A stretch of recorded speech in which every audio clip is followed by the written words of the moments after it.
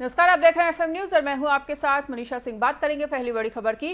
प्रधानमंत्री नरेंद्र मोदी शनिवार को 10 लाख कर्मियों के लिए नियुक्ति अभियान की शुरुआत करेंगे और इस अभियान को रोजगार मेले का नाम दिया गया है।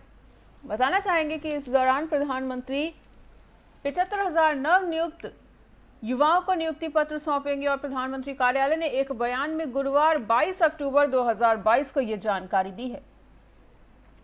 इसके मुताबिक प्रधानमंत्री वीडियो कॉन्फ्रेंसिंग के माध्यम से युवाओं को संबोधित भी करेंगे और पीएमओ ने कहा है कि युवाओं के लिए रोजगार के अवसर प्रदान करने और नागरिकों का कल्याण सुनिश्चित करने की प्रधानमंत्री की प्रतिबद्धता को पूरा करने की दिशा में ये एक महत्वपूर्ण कदम होगा।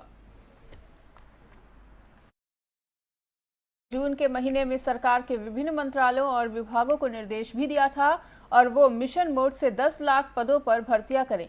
सभी सरकारी विभागों और मंत्रालयों में मानव संसाधन की स्थिति की समीक्षा के बाद प्रधानमंत्री ने ये निर्देश दिए।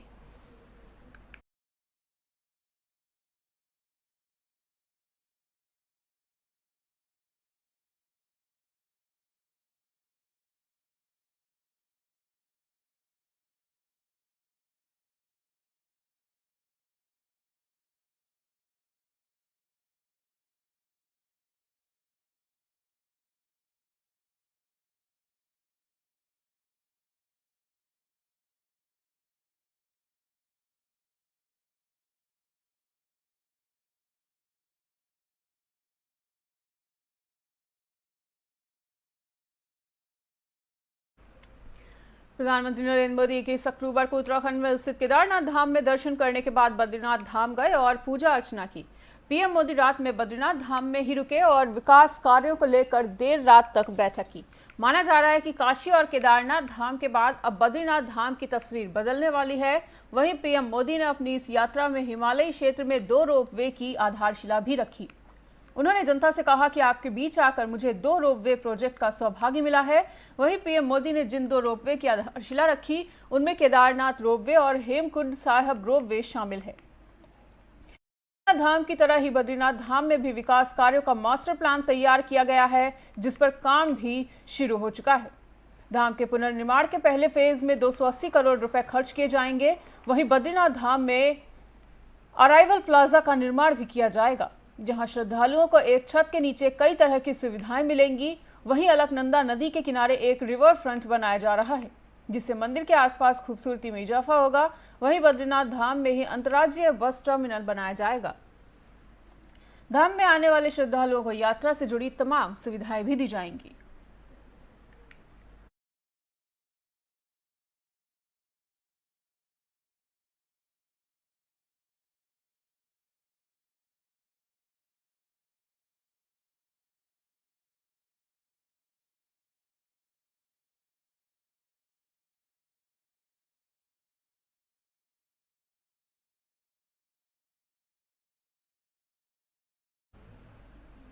भारत के गृह मंत्री और सहकारिता मंत्री अमित शाह आज अपना 98वां जन्मदिन मना रहे हैं और इस मौके पर प्रधानमंत्री नरेंद्र मोदी ने उन्हें ट्वीट कर बधाई दी है। उनके लंबे और स्वस्थ जीवन की कामना भी की गई है। इसके अलावा भारतीय जनता पार्टी के ट्विटर हैंडल से भी उन पर एक वीडियो जारी किया गया है।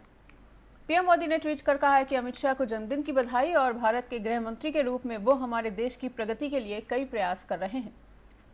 वो महत्वपूर्ण सहकारिता क्षेत्र में सुधार के लिए भी सराहनीय कार्य कर रहे हैं और वो हमारे राष्ट्र की सेवा में एक लंबा और स्वस्थ जीवन व्यतीत करें। साथ ही केंद्रीय मंत्रियों नितिन गडकरी और भूपेंद्र यादव ने भी गृह मंत्री को जन्मदिन की बधाई प्रेषित की।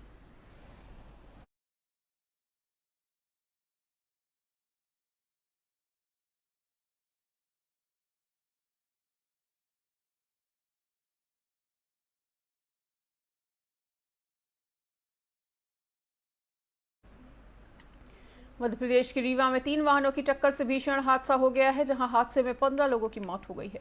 40 से ज्यादा लोग घायल बताए जा रहे हैं। वहीं उत्तर प्रदेश और मध्य प्रदेश की सीमा को जोड़ने वाले राष्ट्रीय राजमार्ग 30 पर यह हादसा हुआ। जानकारी के अनुसार हादसा बीती रात को हुआ था। जिस वक्त यह हादसा हुआ उस समय बस जबलपुर से रीवा के रास्ते प्रयागराज जा रही थी। सूचना मिलते ही सोहागी पुलिस मौके पर पहुंची और बस में फंसे यात्रियों को बाहर निकाला गया। घायलों को त्योथर सिविल अस्पताल में भर्ती कराया गया है। वहीं रीवा के पुलिस अधीक्षक नवनीत भसीन ने जानकारी दी कि सुहागी पहाड़ी के पास बस, ट्राला और ट्रक की टक्कर में 15 लोगों की मौत हो गई है और उन्होंने बताया कि 40 घायलों में से 20 को उत्तर प्रदेश के प्रयागराज के एक अस्पताल में भर्ती कराया गया है। बस हैदराबाद से चली थी और उसे गोरखपुर पहुंचना था। बस में सवार लोग यूपी, बिहार और नेपाल के रहने वाले बताए जा रहे हैं।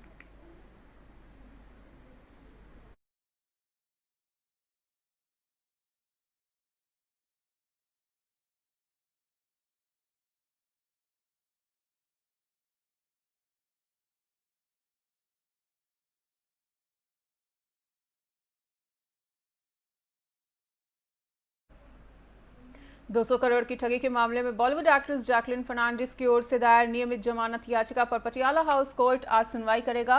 वहीं पटियाला हाउस कोर्ट में बॉलीवुड एक्ट्रेस जैकलिन फर्नांडिस दोपहर 2 बजे पेश होंगी।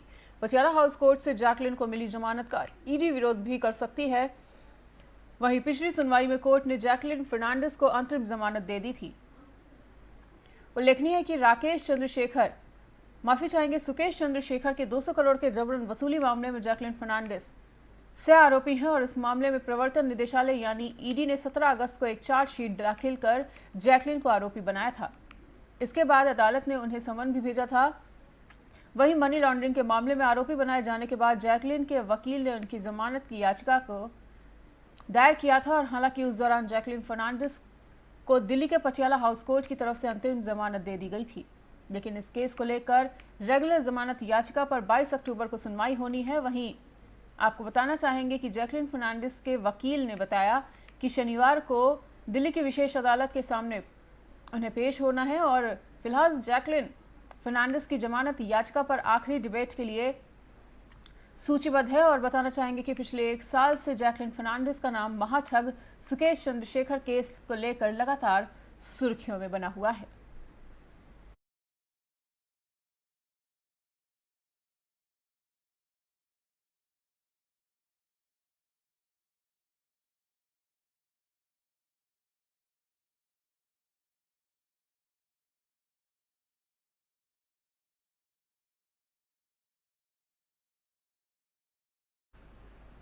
बिहार में प्रशांत किशोर और नीतीश कुमार के बीच जुबानी जंग शुरू हो गई है। वहीं 2 अक्टूबर से बिहार में पदयात्रा पर निकले प्रशांत किशोर लगातार बिहार के सीएम पर हमलावर हैं, तो वहीं उनके बयान पर सीएम नीतीश कुमार भी पलटवार कर रहे हैं। और शनिवार को प्रशांत किशोर ने ट्विटर पर 20 दिन के बाद ट्वीट किया और निशाने पर सीएम नीतीश कुमार ही रहे। ऐसा लग रहा है कि प्रशांत किशोर और नीतीश के बीच जुबानी जंग नहीं थम रही। वहीं चुनावी रणनीतिकार प्रशांत किशोर ने शनिवार को ट्वीट कर लिखा कि नीतीश कुमार जी, अगर आपका बीजेपी एनडीए से कोई लेना देना नहीं है तो आपके सांसद को राज्यसभा के उपसभापति का पद छोड़ने के लिए कह दें। आपके पास हर समय दोनों तरीके नहीं हो सकते।